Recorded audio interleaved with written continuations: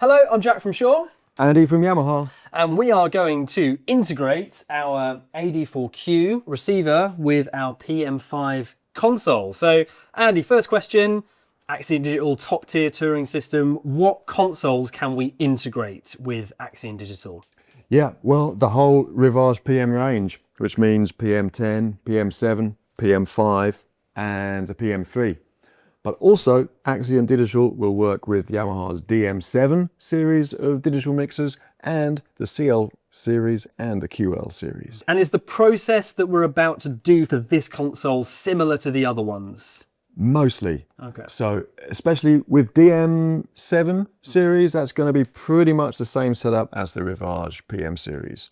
All the RIVAGE PM series will be the same setup, but the CL and the QL series will just differ in one regard, and that's with reference to the sample rate it works at. They work at 48 kilohertz maximum. DM7 and RIVAGE PM series can work at 96 kilohertz, and that's what we're going to be working at today. So sample rate matching is one of the most important parts of the setup process.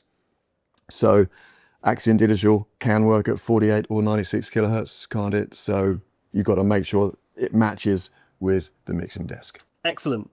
So to kick off, I'm going to do the prep on my side that I need to get things into the console. And there's three things really that we need to focus on. The first is my Axient Digital system here. The network switch in the back can be put in two different modes. The factory reset mode, which is where we are now, is split redundant. So the switch will put out Shure control, primary Dante and redundant Dante on separate networks and separate LAN ports on the back of the device. Okay. And remember from our first video, the Yamaha consoles want to see the Shure control and the primary Dante in the same network topology. Yes. So if we were going to set it up that way, I'd have to have a switch, and I would have to feed my Shure Dante and my Shure control into the same switch within the same IP range for the console to be able to talk to it. Yeah. For the purpose of this though, we're going to put it in a slightly easier mode. I can put this unit in what we call switched mode, where primary Dante and Shure control come out of all four of those ports, giving us two IP addresses from one device out of all four ports at the same time. Yeah. So you only need one cable then. I only need one cable, makes it nice and easy to set up. So let's do that now. I'm going to go into the device configuration menu. I go down to network configuration. I've then got a setup option on the top here. And as we can see, factory reset is split redundant, and I'm going to put it into switched. The enter button flashes, meaning that this is a hard commit. So when I push this button, the device is going to reboot. Anything Dante running is going to get interrupted. So I want to make sure that I really want to do this. Don't do it in the middle of a show or in the middle of a sound check. Do it at a time that is suitable.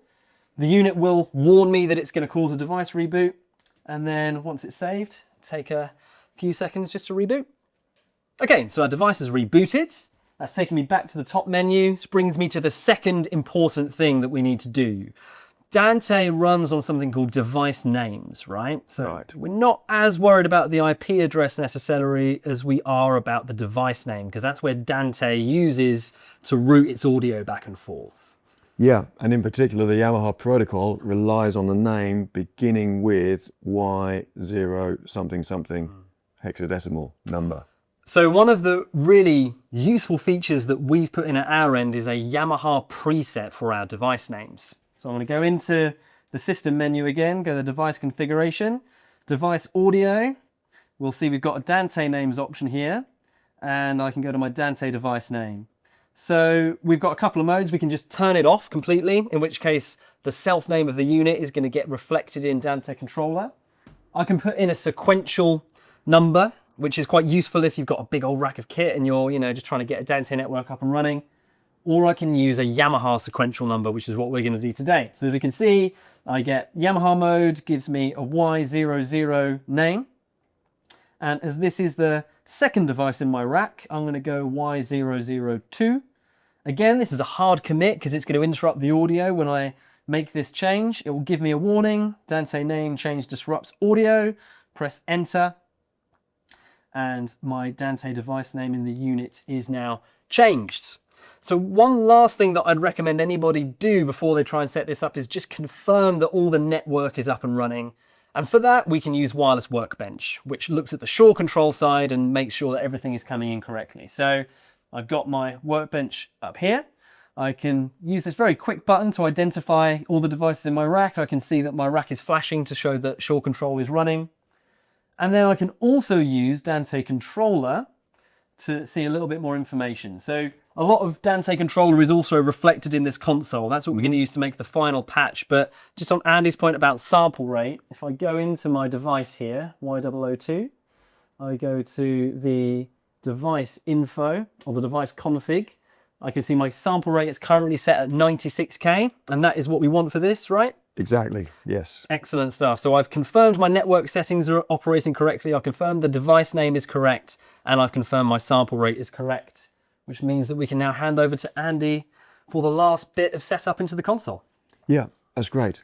So on the console, we also need to think about the Y0 numbering, and we'll get to that in the Dante setup.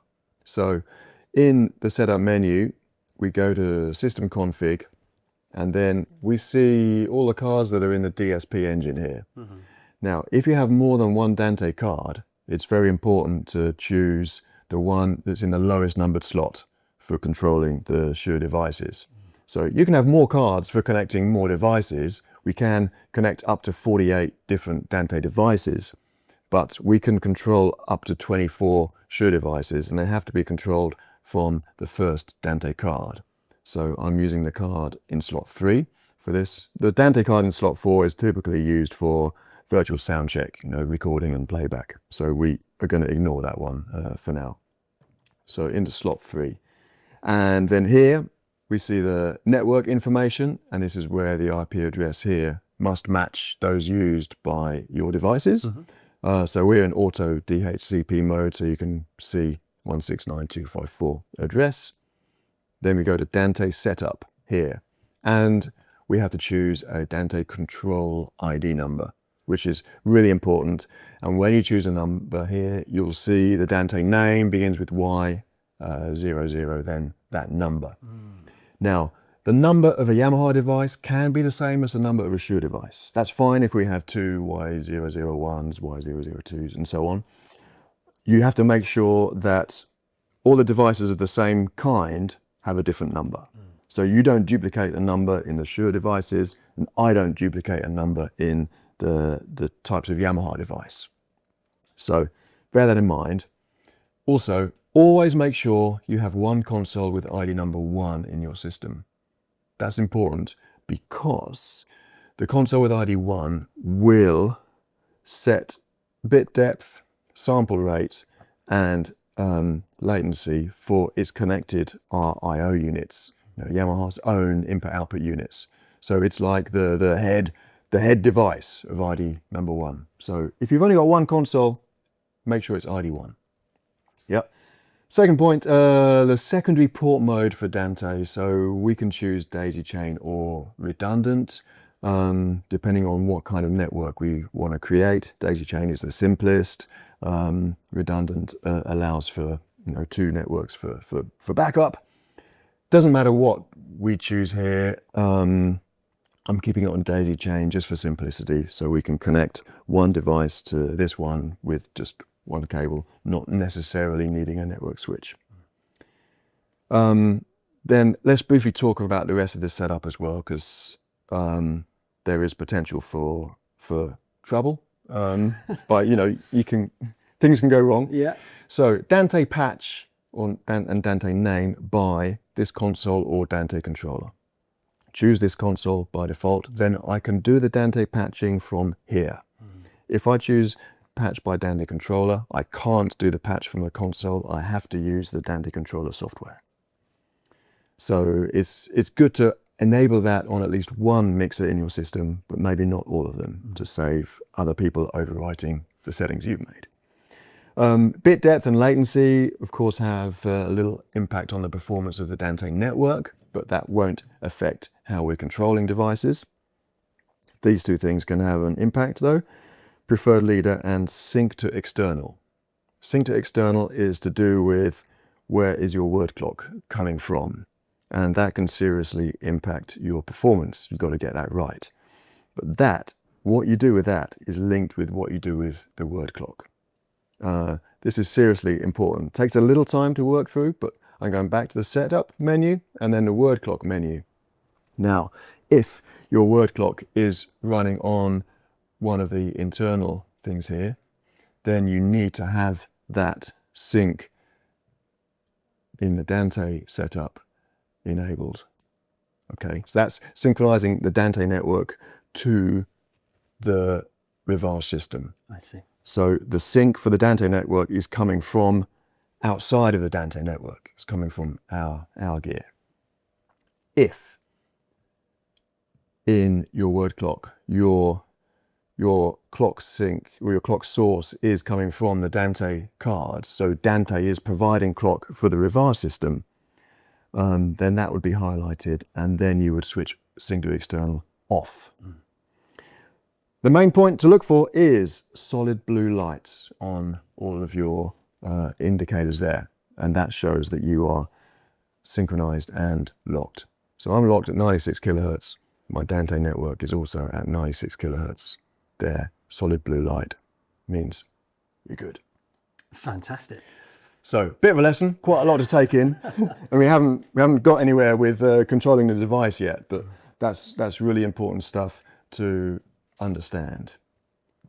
So back here now, and we are ready to make a connection. So we can control up to 24 devices. I'm already controlling one Yamaha RIO unit, which is in the rack behind you. To find the Shure device that we already have connected to the network, I can just touch one of these blank spaces, and then here's a list of all the potential devices we could control. I'm going to go to the online device list, and this shows me all the devices that are currently in the network. And I can see here Y002 Shure 84. So let's touch that. We see there's a blue name there. Whenever there's a blue device name there, that shows that it is possible for us to control that device. Here's a device identifier. If I touch that, we'll see the front panel flashes to show we've got the correct device. So let's touch OK, and then that device is going to mount. We see it says virtual at the moment. If we touch it here, we'll see this changing from synchronizing to controllable. And now we see all the controls available on the screen there. Let's touch for more detail. Now we can see the channel name, we can see the frequency, we can see the RX gain, and we can adjust that from these controls down here. We've got mute indicators, we've got the quality control, we've got the RF level, the battery status. So all the important information is available to us on the screen. The only thing perhaps we haven't done is get that information on the actual console channels. So that's the next step. And for that, we have to make an audio patch. So let's go and do that. So we can close that window, and now here in the HY slot system config, we see over here a Dante input patch. But we have to bear in mind there are two stages to the patching we have to do here. There's the Dante patch, and then there's the console patch. So the Dante patch patches from device to device. The console patch connects from the device inputs to the actual mixing channels. So Dante patch, device to device. So we look for the device up here. It's device number 2. Look, Shure 80 there. So we can scroll up and we can scroll along, and then we can start to make a patch there. If I do this, we're going to have a diagonal patch, and that is going to put those 4 microphones into Dante inputs 1 to 4.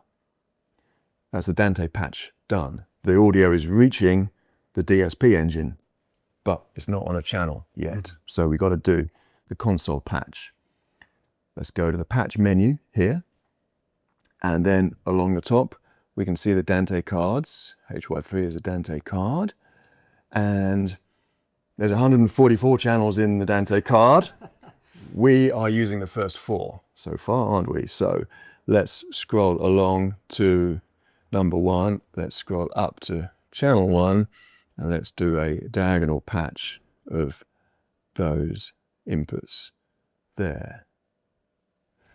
And then on the left by you, channels 1, 2, 3, and 4, we can see that the gain and the battery status has appeared, and the RF. So if I bring those channels here as well, press view, we can see them on the screen there.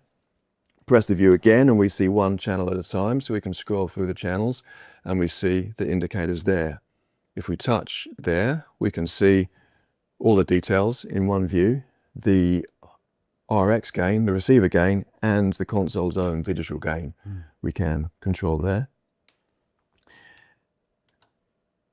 And in this view, we see 4 in a row, but we could go like that for 12 in a row and see all the details in one view like that.